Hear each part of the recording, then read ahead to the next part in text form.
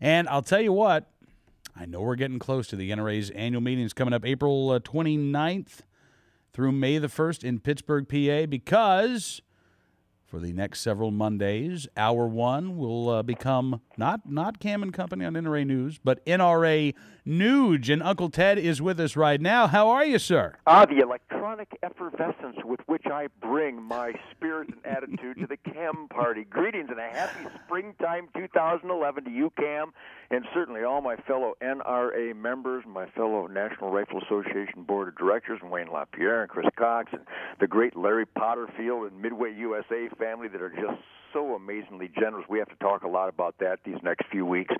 And certainly everybody out there that is participating in this experiment self-government, God bless you all, and a happy almost turkey season to everyone. Yes, indeed. Well, listen, I appreciate you taking some time out of your hunting schedule to join us tonight. I want to let folks know the phone lines are open at 1-866-NRA-NEWS, 866-672-6397. And also, you can ask us a question on our Twitter feed, twitter.com/NRA News. You can go to our Facebook page and ask a question of Uncle Ted right there on our Facebook page as well.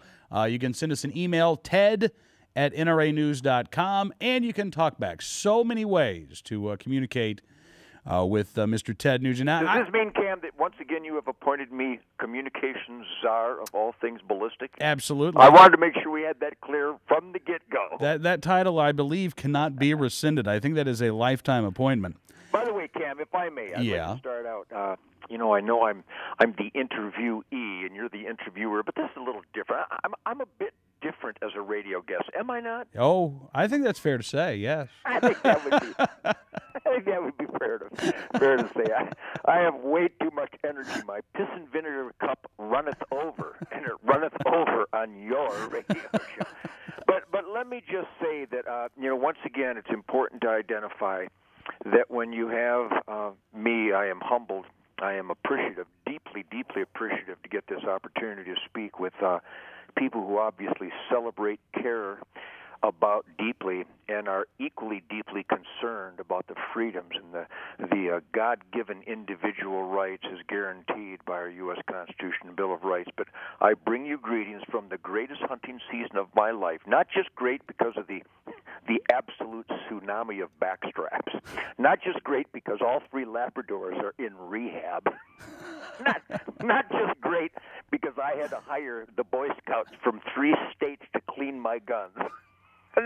Not just a great hunting season because it's just the most fun hunting season, the most target-rich hunting season, the most spiritual campfire-infested hunting season. But Cam, be it known to all who are listening now to Cam and Company that we, the people out here in the not-so-mean streets of this country, we salute you, Cam Edwards. We salute you for what you do on NRA News, that you have followers out there that appreciate that Cam Edwards brings his points across and your views across, and you bring, irrefutable documented information regarding our sacred freedoms and our Second Amendment rights. But when you speak, Cam, the word on the streets of this country, remember, I am a gregarious idiot. I really share a lot of campfires. I guided over 200 hunters again this last season. That means 200 people around campfires, Cam, and you know me. If you don't feel comfortable with me, you're weird. And that comfort level at my campfires manifests itself in an openness, I wish I could use some of the words I should use, a down-to-earth openness, shall we say. Yes. Where people hold nothing back. There are no inhibitions. No one is afraid of what they might say that they might offend someone, because we're all grown-ups, we're all individuals, we're all capable, rugged individuals, and if we think that you offend us, we'll tell you why, and a good dialogue takes place. And from all those families, and I'm talking moms and dads and grandmas and grandpas and sons and daughters, and working hard, playing hard, productive, hardcore, gung-ho Americans, Cam, thank you. You're doing God's work on this radio show, and the word out there is you are our blood brothers. So carry on. Never, ever fail to realize that we are with you. We got your back, and when you speak for us. So we thank you very much.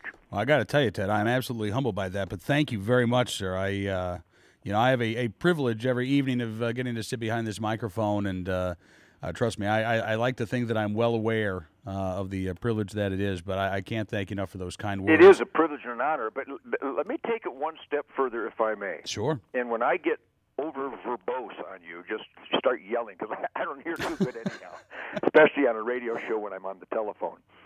But as I state that we thank you and that you speak for us and that you've got this platform and it represents a certain megaphone of a pulse of we the people, let me also mention the critical, pivotal importance to those listening who have shared that with me and aren't able to share it with you, or maybe they weren't able to call in or email, or you get on the website and communicate this directly to you.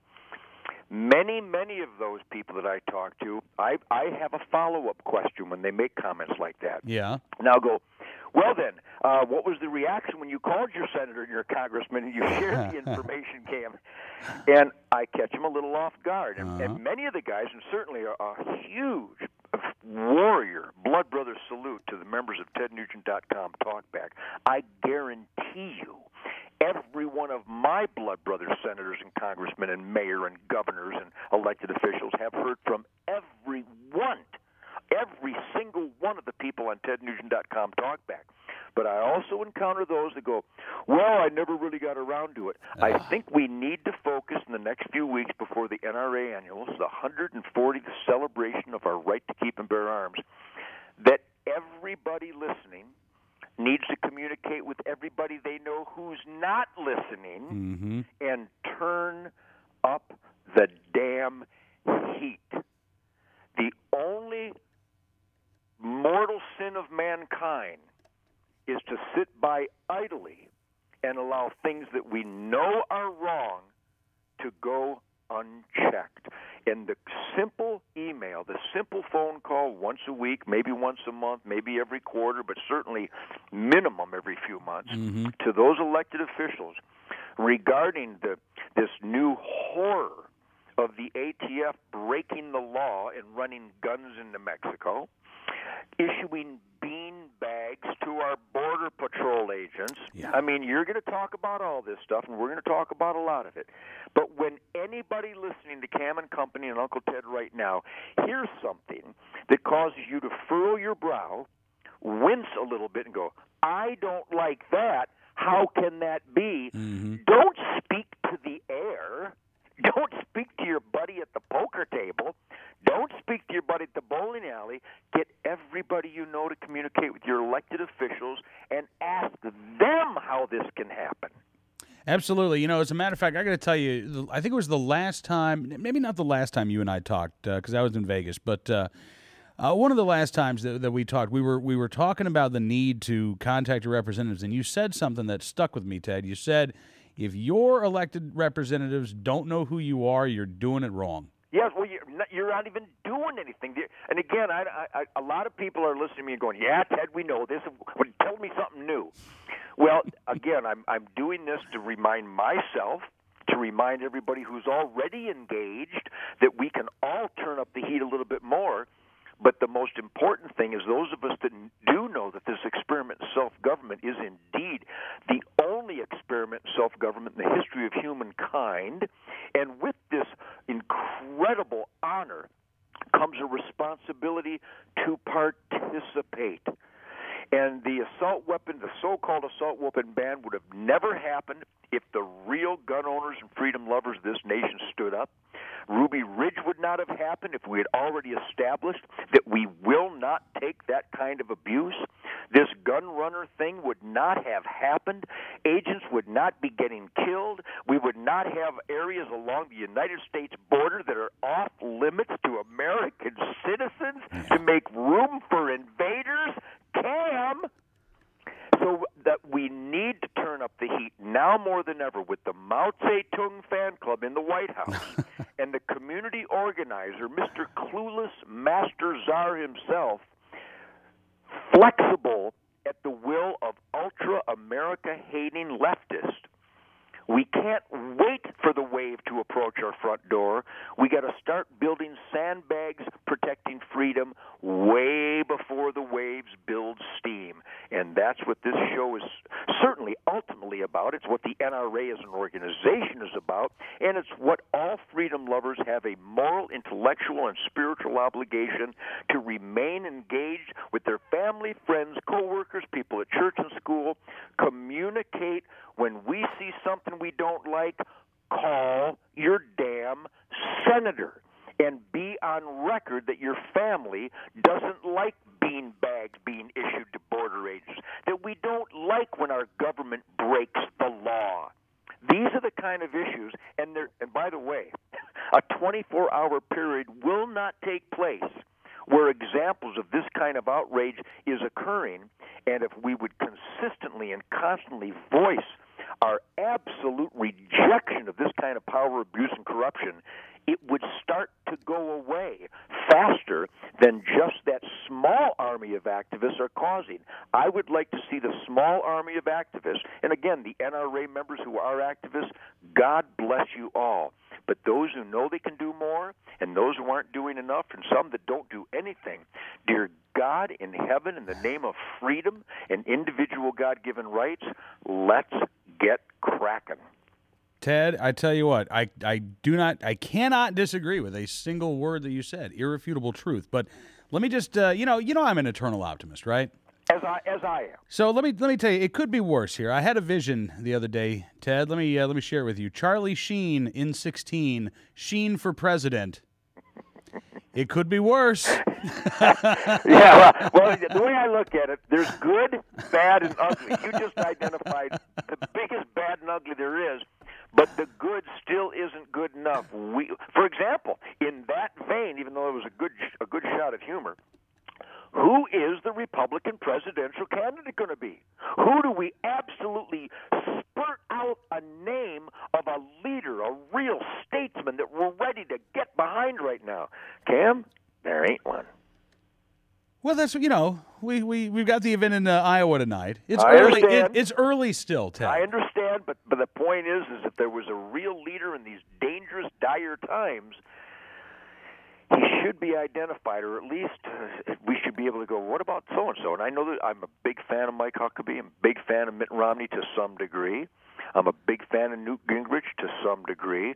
I adore Sarah Palin to some degree, but I certainly have not mentioned the name of someone that we would go, yes, that's the president. Well, you know, Ted, now the talkbacks are full of Nugent for president in 2012. That's what I mean. That's the manifestation of a cultural deprivation that the author of Wango Tango is even offered the job. But the point is, people say that it's somewhat tongue-in-cheek, but it's because I've never been afraid to state the obvious. I have never backed away from logic because someone might be offended. I have never backed away from the truth because it might hurt someone's feelings, and that's the kind of bold, aggressive leadership we need today more than ever. Absolutely. But someone who can get elected, preferably. All right, let's go to the phones here. 1-866-NRA News, 866-672-6397. That's the number to call if you want to speak with Mr. Ted Nugent.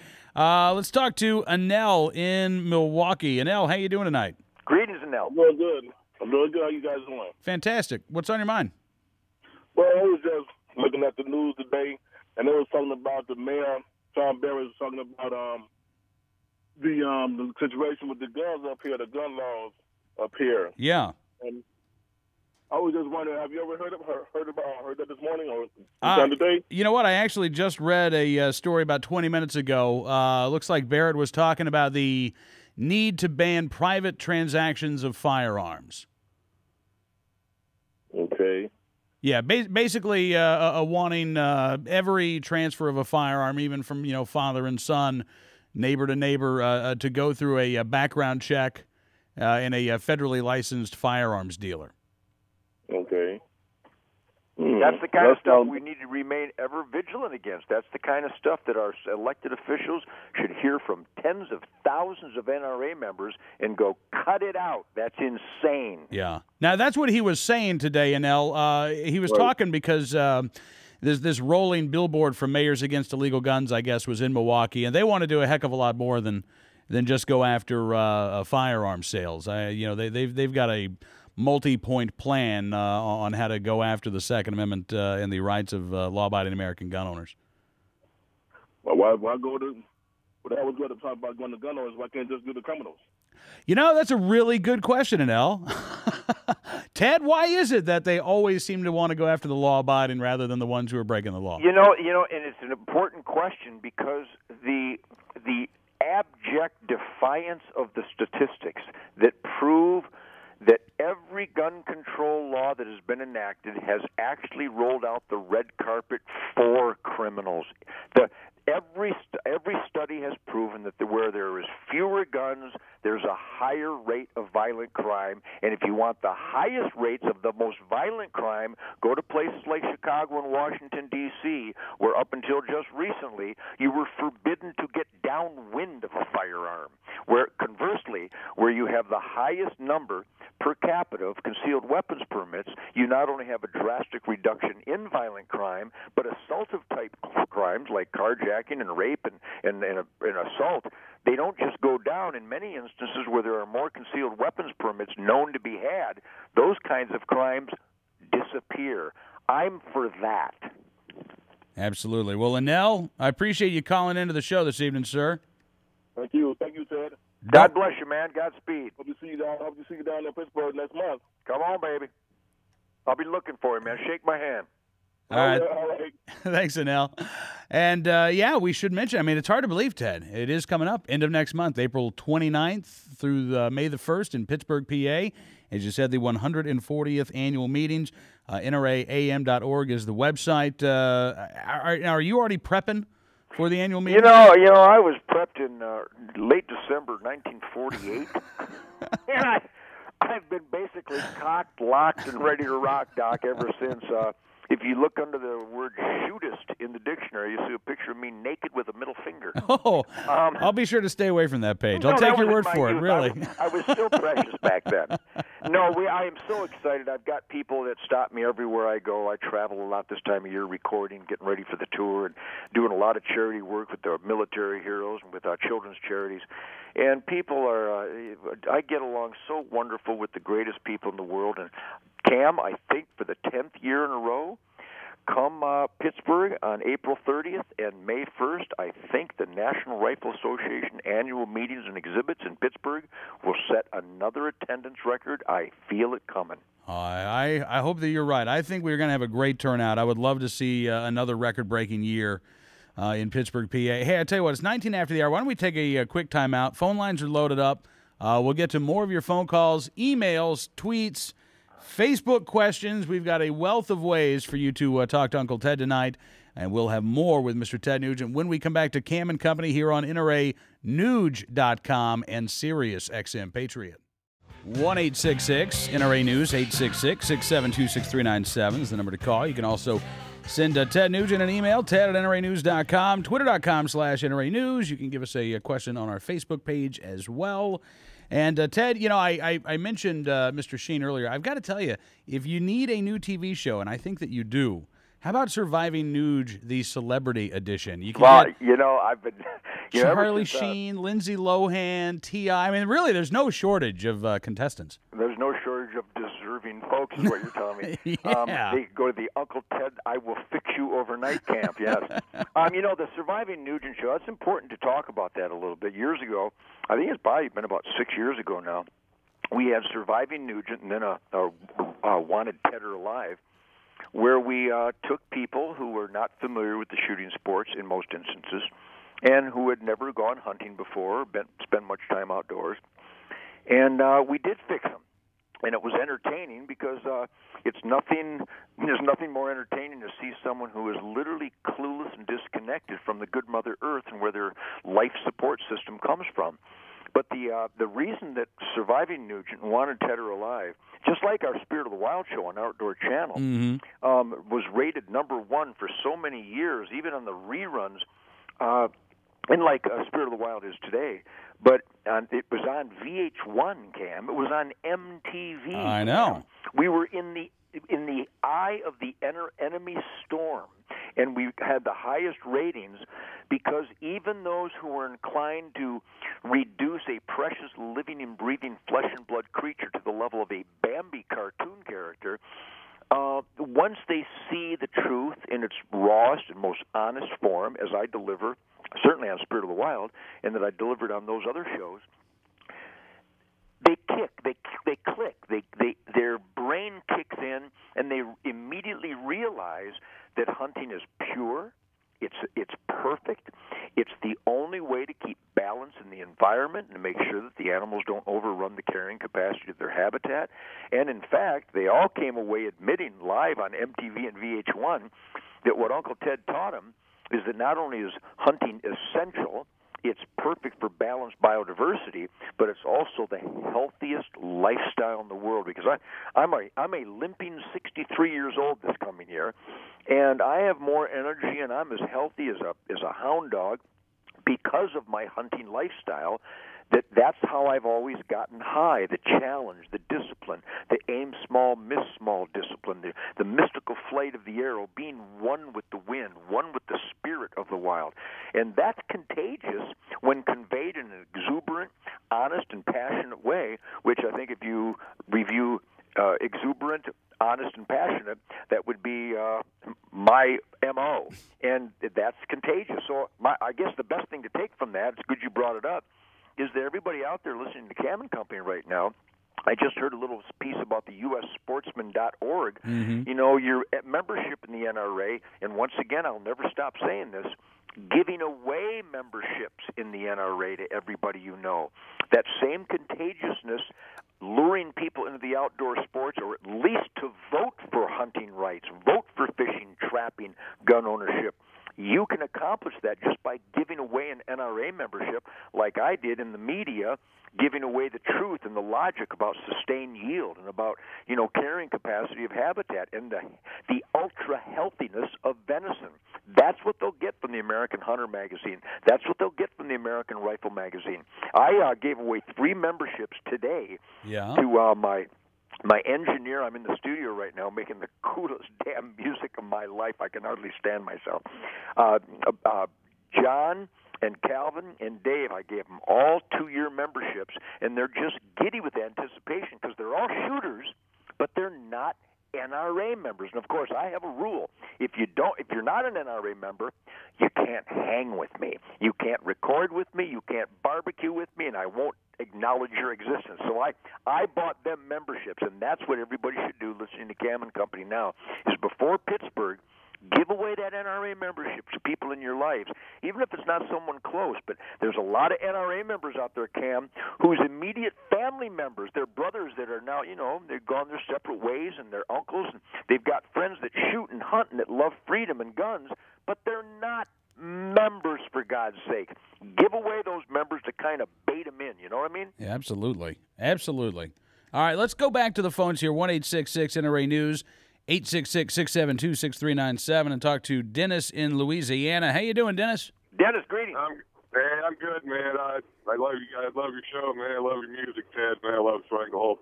Thank you, Dennis. Hey, Ted, I heard you talk a little bit earlier about a candidate that you could really get fired up over. I'll tell you what, I saw Donald Trump's speech at CPAC, and I'm going to tell you something. That was the most Reagan-esque thing I've heard since Reagan was there. That guy addressed every single thing that's just crippling this country, and he called them out by name. No kidding. Congratulations to him. This guy is not afraid of offending anybody. Now, that's great that you brought that up, but I just got an update not just a half an hour ago, Dennis, that Donald Trump may have already violated the campaign finance laws by sending his exploratory team to Iowa, financed from an outside source. So Donald's got to learn the ropes, but I hope that doesn't disqualify him, because I concur with you. I've heard Donald Trump speak, and I'm not presidential material. You talk about a guy who's not afraid to offend people. You know what, Ted? You know what? All this, everybody's so worried about offending everybody. Everything that's going on in this government offends me. Amen to that. And it's time for someone else to get offended. And that like China and like OPEC, and like all the things that Mr. Trump called out by name. And that's the thing that I really liked about him, because he called them by their name. You know, it's been a long time since I've seen anybody do that, Dennis. I'm glad to hear that, man. We're going to keep our eye on old Donald. I'll tell you what, man. You talk about getting fired up over a candidate, man. I've been dying to hear somebody talk like that. I think everybody has. Well, you know, you're down there in the sportsman's paradise, and you guys haven't been well represented in the government because we live the rural, outdoor, individual, independent lifestyle, and we haven't had a president representing us in a long time. Absolutely. That's for sure, man. Since Reagan's been gone, really. Hey, Dennis, appreciate the phone call, sir. You have a great night.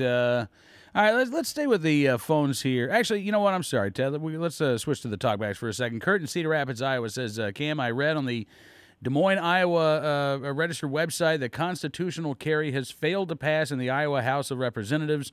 Perhaps Mr. Nugent would have a few words on the constitutional carry movement and its recent passing into law in Wyoming.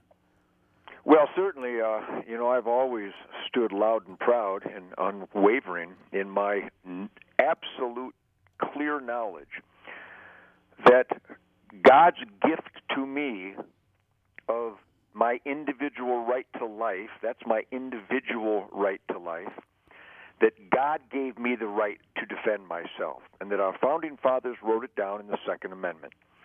That the Second Amendment exists is the confirmation that I have from God the right to keep and bear arms, which is my natural law right to carry a concealed weapon. That's what I think the constitutional carry references, like they have in Alaska, Vermont, and Arizona, even though it's not pure. A pure constitutional carry law would mean that I can, over the age of 18, with no felony convictions, carry a gun anywhere, anytime, any place I want until I violate that right. It'll be a cold day in hell before a true, honest-to-God constitutional carry exists in this country. But once again, I cannot emphasize enough, if we the people, if guys like Dennis and Errol and Kurt in Iowa and all my blood brothers at Talkback, at TedNugent.com, if we were more aggressive and relentless, I know that here in Texas, the good Governor Perry. By the way, Cam, my governor shoots coyotes. What does yours do? I don't know if he shoots coyotes, but he's all right so far. I believe in the same system by which we accomplished it with the good governor in Arizona and the good governor in Alaska, and like we're going to do here in Texas, allegedly.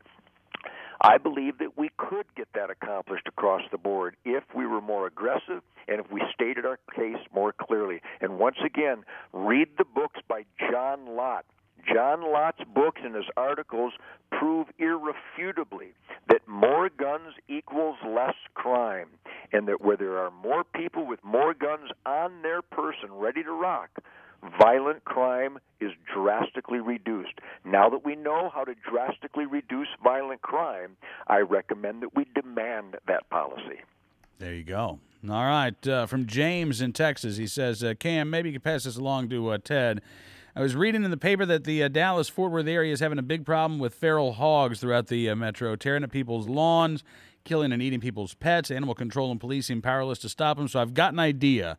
A TV show where Ted teams up with the pig man, Brian Quacca, and declares war on pigs. They could have a pigmobile like the Ghostbuster car, make it a truck, carefully stalk the pigs through the dark streets and alleyways of Dallas, and then drag it out for dramatic effect. I know I'd watch it, says James. What do you think?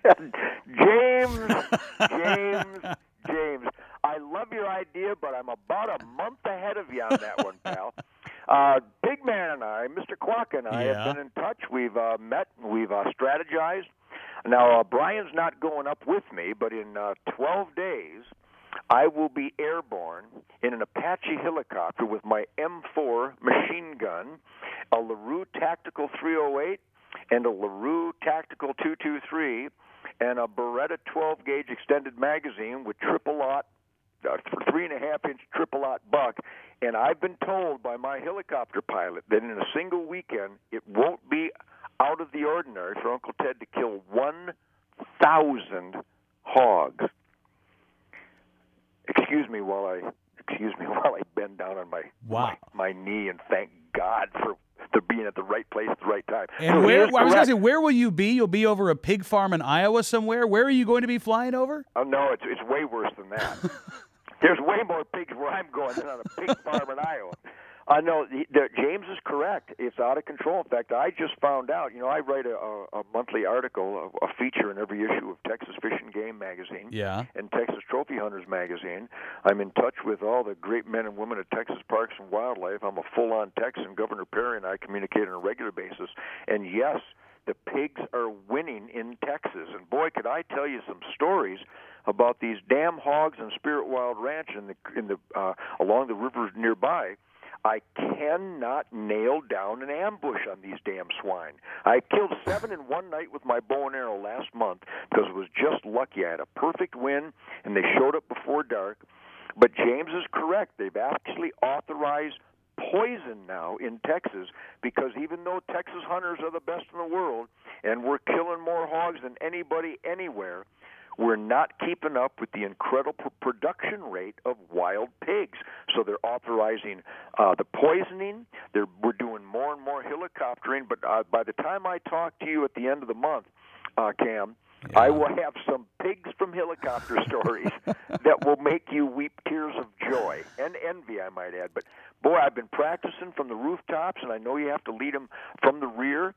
But they say that it won't be out of the question that I can kill 1,000 pigs in a weekend when I get up in that helicopter. Good gracious. I'm just thinking here, there's got to be a way. I know you've had Anthony Bourdain out to your place before. There's got to be some way, Ted, to get the foodies involved here. Call it, the Great Bacon Roundup of 2011 or something, and do it in conjunction with the Food Network. Get Bobby Flay and Anthony Bourdain down there, and you're correct. Bacon for everybody. Well, we did. We have reached out. We've got a number of contacts where these pigs. We're going to kill lots of them, and we do have some charity operations that do cherish that incredible pork protein, and they will be following us within hours of our helicopter route on the GPS, and they will be picking up hundreds and hundreds of dead pigs to process for the Hunters for the Hungry program and the different soup kitchens and homeless shelters. So, no, waste not, want not, Cam. You know me. Absolutely. Well, that's great. I mean, I know Farmers and Hunters Feeding the Hungry do a lot of work with the donated deer. Frankly, it seems like it'd be a perfect fit down there in Texas to add the wild pigs to the mix. Absolutely. All right, 37 after the hour. I'm going to take one more quick phone call here before we have to take a break. Let's talk to Chip in West Texas. Chip, good evening. Good evening. Thanks for taking my call. Ted, I'd just like to call you out on one thing, man. I've seen you on your shows sometimes when you get a deer and you literally explode with joy, hop up and act, I hate to say like a teenager running around, but you kind of do. I feel that the animal gave his life to you. You're going to sacrifice that life to feed you and your family, which is a noble thing. But yet there should be some reverence there and maybe a little calmness after you take an animal. What do you think? I think you're dead-ass wrong. That's what I think, old Chip in West Texas. I think you're too relaxed. You don't feel enough of the spirit. The Indians got naked, smoked peyote, and danced around the campfire till they passed out. They were so excited. I kill deer, and I kill game to feed my family. And pay real close attention, Chip, because a lot of my Texas buddies down here, they're kind of slow, and they're fixing to get some stuff done. Pay attention, my friend. My exuberance, my passion, my absolute joy and celebration of being the best that I can be and killing that game cleanly. Chip, write this down. That's a prayer.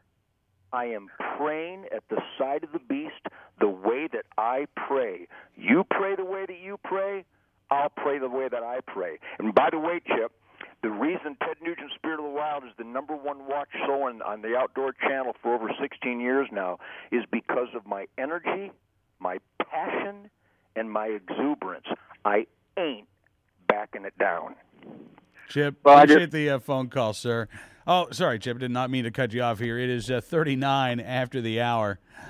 I cannot imagine a sedate Ted Nugent. Well, I got to tell you, everybody's prayer is different. Yeah? When I show that, and nobody pets their deer more than I do. Nobody demands that the cameraman gets right on that animal, ignores me, and shows that animal. You cannot point to anyone who shows more reverence, more adulation, and more respect for dead game that feeds my family and my fellow Americans than I do, period. I would agree. In fact, irreverent, no, that word does not fit. In fact, even as Chip said, the look of joy that is clearly a part of your experience, Ted. As you mentioned, prayers should be joyful. Make a joyful noise unto the Lord, right? Sure. Well, I could go, hallelujah, Mother McGree. Come on, Mother Lord. Lord have mercy. Lord have mercy. Now, I know people who pray like that, and I like them.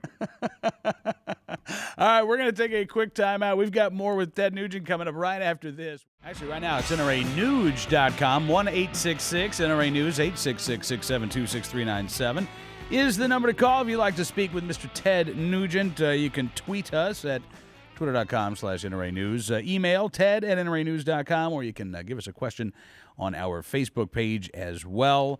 Let's see. In the talkbacks here, Yvonne, a.k.a. Wolf Gal from Western PA says, Ted, can't wait to see you on Sunday in Pittsburgh and get together with the other talkback members. You are correct about the power of the voice of one in regards to communicating with the local reps and legislators. My dad and I are both activists for biker rights, hunters, gun owners, and common sense truth logic. Hallelujah. Well, Yvonne and Wolf, she is Wolf Gal in our talkback, and I got to tell you, I cannot praise anyone more than those who are engaged, those who are activists out there. I put it best a couple years ago at an NRA speech I gave, Cam, and I repeat this everywhere I go. I do a lot of speaking engagements across the country, and I write a lot of articles for a lot of publications. But what brings it all home is just like I was listening, one of my biggest heroes, a guy that I absolutely respect as much as a man can respect another man, is Marcus Luttrell. Yep. And people should go to LoneSurvivorFoundation.org. That's LoneSurvivorFoundation.org, and try to get involved and make a donation. But we do a lot of charity work with the military, and I spend a lot of time with the heroes, the U.S. Marines, the Air Force, the Navy, the Coast Guard, the National Guard, the U.S. Army, every arm of the U.S. military. And you only have to spend a moment or two with any of these incredible human beings who charged into that fiery inferno called the War on Terror and sacrificed so much for our freedom. And it can best be articulated that if such heroes, such warriors, sacrifice so much for our freedom, and remember, our freedom is an experiment in self-government. It's we the people participating in an experiment in self-government, the only experiment of its type in the history of mankind. If these military heroes, the U.S. warriors, can sacrifice all that they do for that freedom, how dare any American not show some appreciation by using that freedom? And the real, maybe the only legitimate use of the freedom provided by the heroes of the military is to experiment in self-government and be a voice to our elected officials. That's the real execution of freedom in the United States of America, demanding that what your family believes in is hammered home with your elected officials. And Wolf Gal and everybody at TedNugent.com certainly proves this. We have people that never knew that this was an experiment in self-government. The term was new to them. That may sound facetious, but I really believe that still exists in this country. There's a bunch of young people who don't know that term. They don't know about the uniqueness of this American dream and what it entails. And a lot of these people rolled their sleeves up, started communicating about getting our gun rights back, getting better concealed weapons provisions, making sure that the anti-gunners don't ban this bullet and this magazine and this stock and this fore-end and this flash suppressor, and every other backdoor gun control maneuver that they try. And we have proof. Remember, as crazy as the world is, it is now March 2011, and we have better Second Amendment rights in this maniac days of America than we've had in my 63 years alive here. I can carry a gun in more places in this country right now than I have in my previous 63 years. That's because activists That's because the National Rifle Association and its members and activists who are engaged with their elected officials stood up to be counted, stopped the anti-gunners, got rid of the foolish, counterproductive, criminally welcomed gun control laws and provisions and regulations out there, and we are slowly but surely getting our Second Amendment back, just the way we slowly but surely lost it over a long period of time. So God bless Wolfgal and God bless the activists out there, and I'm going to say it again. Make sure everybody you know is a current member of the National Rifle Association, and that would cause the gun grabbers much anguish. All right, back to the phones here. We've got about 4 minutes left. James is in Indiana. James, how you doing, sir? Hello. I would like to ask Uncle Ted a question. Okay. Yes, James, go ahead. How do you field strip a deer, sir? Say that once again. How do you field strip a deer? Translate that for me, Cam. How do you field strip a deer, wonders James. I don't think there, Uncle Ted. I don't hear too good. It's really difficult over the phone sometimes. I field strip a deer with a simple pocket knife. Typically, I have an outdoor edge knife, and I gut them right away in the field. I've tried to show it on TV. We're working hard to get that to be a legitimate thing to show on Outdoor Channel. We're working very hard on that. It is kind of embarrassing that we're not allowed to actually utilize and show this procedure by which we utilize these precious gifts of protein. I saw Andrew Zimmern field strip a goat in Africa a couple weeks ago on Bizarre Foods. How come you can't field strip a deer on camera? This is a subject for an entire show. It is land of the bizarre. Yes, Andrew Zimmer can take a chainsaw and hack a goat's head down the middle to eat his boogers, but I'm not allowed to skin a deer. By the way, he does it on basically a leftist travel channel. Yeah. I can't do it on the world's greatest hunting and outdoor television network. But we have good management at Outdoor Channel. We are slowly getting those common sense policies enacted there, and I see it right around the corner. But, you can't really articulate an effective description of the procedure, the ritual, the joyous celebration of rendering that beast from the hoof to family-sized portions. You can't really talk about it. You really have to show it. But the bottom line is you need to find someone who is experienced and have them go real slow. Remember, it's not about who can do it the fastest. It's about who can do it the cleanest. And make sure you don't get any body fluids, no blood, no guts, nothing on the meat. And make sure you get that skin off. You make sure that carcass is cooled, preferably quartered and hung in a cool place for anywhere from a few days to a week or so. And then make sure that you butcher it with tender, loving care. There is a procedure, and we do a lot of our own animals here at the Nugent Ranch. And believe me, when you kill that deer yourself, and when you skin it and gut it, and you hang it, and you handle it from the field to the dinner table, I'm telling you there is something mystical, something spiritual, something extra, extra delicious about that backstrap that you take from God's pantry to your own grill that is very, very special. And that's why we call our show The Spirit of the Wild. All right, 30 seconds or less. Bob in Michigan City, Indiana, wonders, his son is curious, what is Mr. Nugent's favorite fire starter? Thanks. I like napalm. I'm a big fan of napalm. Flamethrowers are a good backup. We do start a fire pretty much every other night here at the Nugent house. We gather kindling, and we gather dead branches, and I like to use natural raw materials with a little bit of crumpled up newspaper, and then get some smaller logs and some slightly bigger logs. But I don't use fire starter. I don't use any type of charcoal light or anything like that. We only use natural ingredients. All right. Mr. Nugent, sir, the music means we are out of time for this week. But thank you again for coming on the program. Looking forward to next Monday already. Godspeed, Cam. God bless the NRA, and I'll see you all on TedNugent.com. Ted Nugent joining us here on Cam and Company, talking about the NRA annual meetings. You can get more information about those at nraam.org.